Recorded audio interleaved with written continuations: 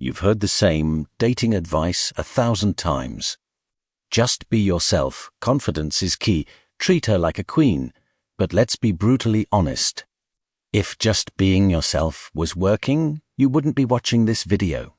The truth is, the dating market is fiercely competitive, and the guys who effortlessly attract women aren't using cheesy pickup lines or magic words. They are either consciously or unconsciously leveraging basic human psychology. Today, we are stripping away the toxic pickup artist garbage and the useless cliches. I'm going to give you the psychological blueprint to getting a girlfriend.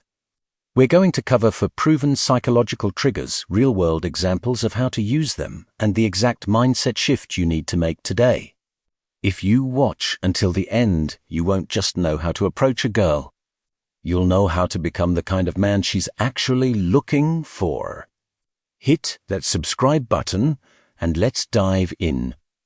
Before you even open your mouth, a woman's brain has already made a decision about you. This is due to a cognitive bias called the halo effect. The halo effect dictates that if someone perceives one positive trait about you, like good hygiene, sharp style, or strong posture, their brain automatically assumes you have other positive traits, like intelligence, ambition, and kindness. It's an evolutionary shortcut. You don't need to look like a Hollywood actor. You just need to optimize what you have. Here is the reality check. Let's say to guys approach the same girl. Guy A is wearing an oversized, wrinkled shirt and slumping his shoulders. Guy B is wearing a basic, clean, well-fitting black t-shirt. His shoes are clean, and he stands up straight with his shoulders back. Even if Guy A has a better personality, the halo effect works against him. Guy B's presentation signals that he respects himself, which subconsciously tells her he will respect her. Your action step: perform a 2-second audit.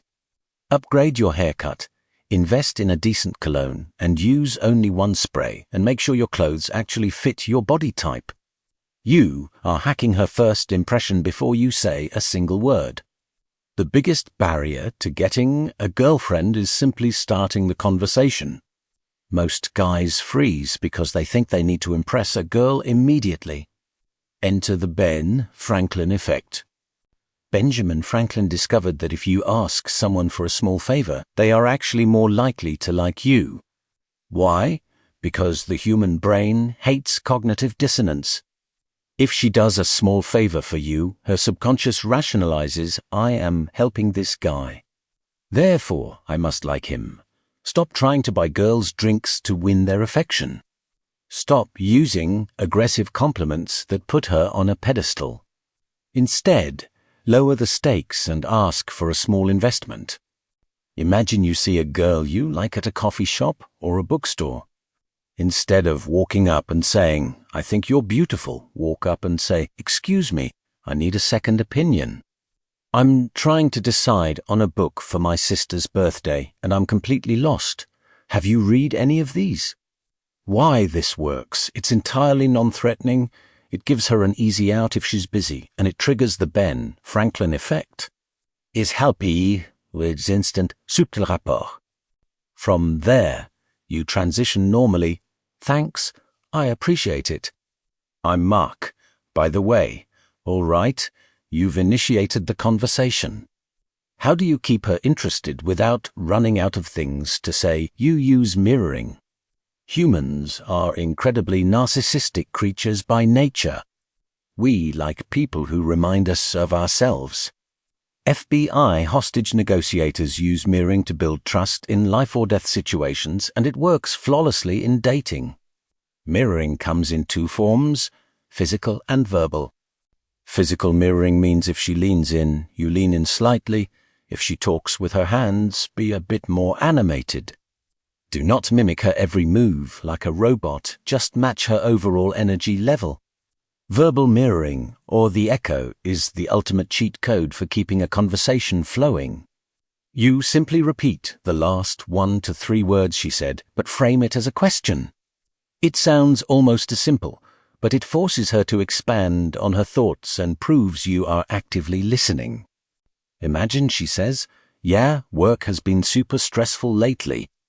I've just been dealing with my crazy boss." You respond, "Your crazy boss." She says, "Yeah. He literally expects me to answer emails at 10 p.m. It's exhausting." You say, "Exhausting?"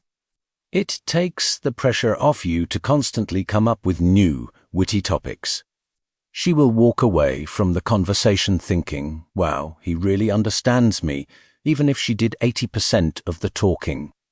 All right, you've got her number and it's time for the first date.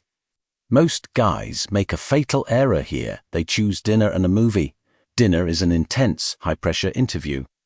A movie involves sitting in the dark in complete silence for 2 hours. Neither builds romantic chemistry. Instead, you need to use a psychological phenomenon called the misattribution of arousal.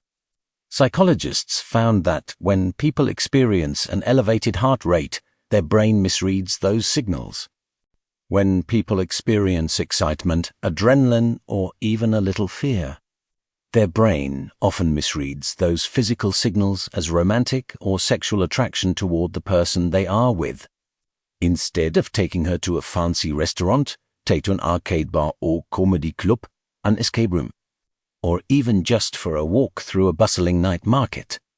Do something where you are side by side, moving and experiencing changing environments together.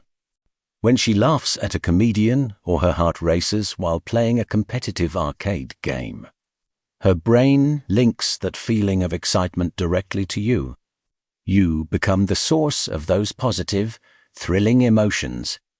We've talked about the halo effect, the Ben Franklin approach, mirroring, and the misattribution of arousal. These are incredibly effective tools.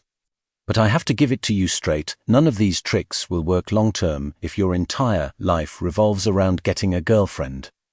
The ultimate psychological trigger is genuine scarcity. Women are highly intuitive. They can smell desperation from a mile away. If she feels like she is the only good thing happening in your life, it puts too much pressure on her. You need to have a purpose that is bigger than women. Build your career, go to the gym, cultivate your hobbies, and build a solid group of friends. When your life is already an awesome moving train, a girlfriend becomes someone you invite aboard to share the ride. You should never be someone who needs to pull the train for her. Implement these psychological principles, upgrade your presentation, and focus on your own path. The results will follow naturally. If this video brought you value, hit the like button. Subscribe for more no-nonsense psychology, and I'll see you in the next one.